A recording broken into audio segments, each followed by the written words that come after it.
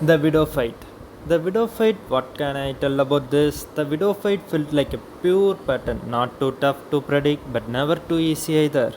Every move she makes feels calculated, like she weaving a rhythm you have to learn step by step. To be honest, what really makes this fight special is emotional behind it. The story, the setting, and the desperate urge to save the town all stacked together to make this battle feel personal to us. Widow pushes you to use many ornate skill you learn to dodge everything. Escaping her balls is both fun and incredibly frustrating. That's why I'm giving her 10th place. The Last Judge is honestly the one of the most balanced fight in the whole game. The difficulty is also not too high, but it's satisfying enough that you actually want to fight her again and again. It's the best part about this fight. I've even dived on purpose during her finishing blow just to experience the battle one more time. It's that fun and well designed. Every move feels fair, every pace feels deliberate, and the pacing is perfect. The story behind there even adds more depth. It actually makes the fight feel important. It's true test of your journey. The only downside is long run back. Many people, even in reviews, said that about this fight. It's honestly the fair point, but even with that, the balance, the atmosphere, and the way the fight keeps you hooked make the Last Judge absolutely deserving of the number 9 spot in my list. The fourth chorus might be one of the shortest fight in Silksong, and honestly, it's also one of the easiest fight. But you know what? That doesn't matter because it's fun. That's what important. You can beat it normally or go in a clever tactic way and finish it differently. The flexibility makes it one of the fights you can enjoy again and again without feeling bored. It's like gimmick fight done right, simply stylish and full of personality. It's not about difficulty here, it's about enjoyment. That's why I keep coming back to this one.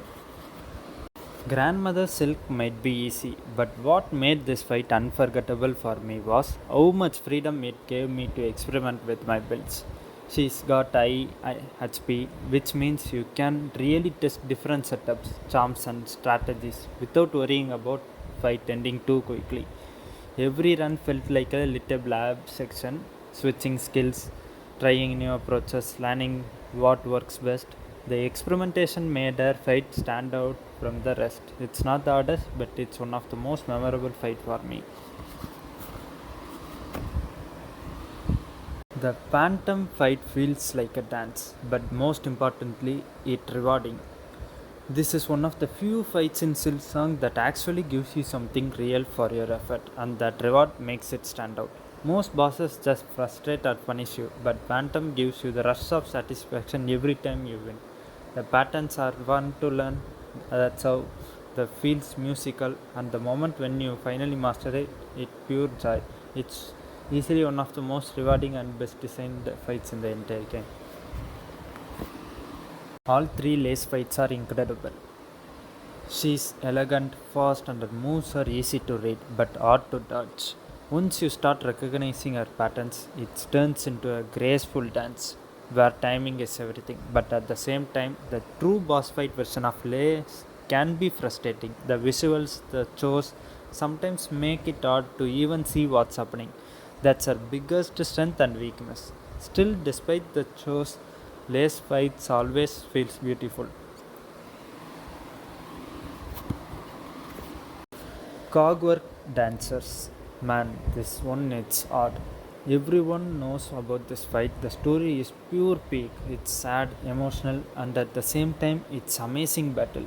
The whole fight feels like a performance, like Yuri dancing with the tragedy itself. Their movements are graceful but heartbreaking once you understand the lore behind it. This is kind of the fight that stays with you, not because it's art, but because it tells a story through every motion. For the story alone, the Cogwork dancers earns the spot easily. Carmelita is a pure difficulty and satisfaction combined. This fight feels like perfection. The music, the tension, the rhythm. When I finally beat her, I got the feeling I hadn't felt since fighting Melania in Elden Ring, the deep sense of achievement, the kind that makes you just sit back and breathe for a second. Every attempt felt like a duel between equals. It's tough but fair, fast but not impossible. The balance and satisfaction of victory make Carmelita one of the best boss fights in Silksong. The first sinner easily deserves this place for the lore alone, but the fight itself, it's godly. Every moment feels heavy with meaning. That way, the music swells and the arena glows. It's like you're fighting against the weight of the past. It's both beautiful and terrifying. Even after finishing it, the memory stays with you. It's not just a boss fight; it's a story and a reflection everything Silksong stands for. Trobio. There's nothing much I can say because words can describe how peak this fight truly is. Every second feels like performance, a deadly stylish show that pulls you in completely. It's fast, rhythmic, and perfectly designed. The fight is literally a dance, one between shows and control. I loved every second of this.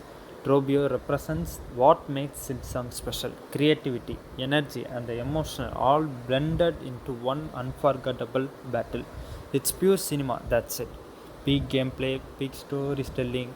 Trobio, without a question, is my number one fight in Silksong.